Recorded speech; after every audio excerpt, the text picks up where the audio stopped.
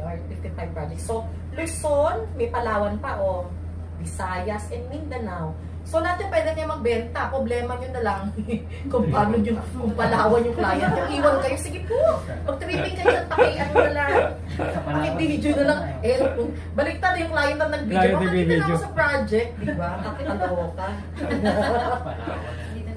Dito lang sa project, eto po, o, saan po ba yung model unit dito? Sige, pasok. Siya yung nag-video. Nakakatuwa. Ayan. So, yung residential, ito yung branding ni Feeling Best, di ba? Kung si Ayala, may Abida Amaya, di ba? Si Camellia, may Camellia. Yung ano pa ba? Yung mga ganon, pinupog. So, may branding tayo. So, pag Feeling Best, may tatlong branding. May, ito muna tayo. Ito yung Prestige. Ito na yung pinakamalaki. High-end products yan. Premier Homes gives great value for the investment. Mga Lux, medyo ganun, luxurious ano na to, living, kasi yan yung mga 10 million up na package. So, ang branding ng Prestige ko, color, lahat ng merchandise niya, shirt, sa project, pag nakita nyo, yung mga logos sa sa mga materials na ginagamit, sa online, mga social, ano niyan, puro color, eto, brown ang color niya. So, wala tayo niyan dito. Other projects ni Feeling Best lang ang meron. Mid-rise, ayan, meron tayo. Si Altavida natin is under the Aspire brand ni Feeling Best. So, blue. Kaya di ba pag may event tayo, lagi tayo naka-blue and white. Yan yung ano niya. So, eto yung mga mid-rise condos, high-rise condos under the Aspire brand. Tsaka yung mga ito, yung horizontal, ano natin dito, project.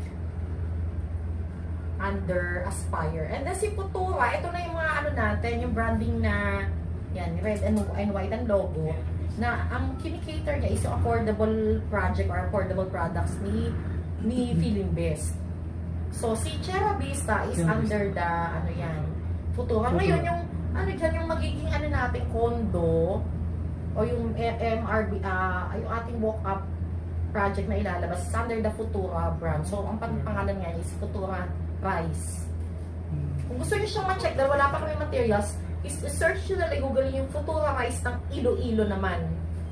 Iloilo project. So, ganun more or less yung concept ng ating ma-open dito. Yung tsura nung bahay na itatayo dito.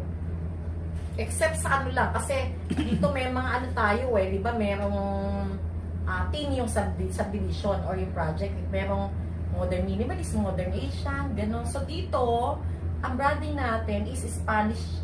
Yung ibang part is Spanish din. Yung ibang part naman, like yung phase 4 natin, phase 5 ng Altavida, tsaka si Berna, modern minimalist. Pero si Chera, tsaka yung lumang Altavida phase 1, 2, 3, Spanish Mediterranean ang team. So yun yung for Altavida.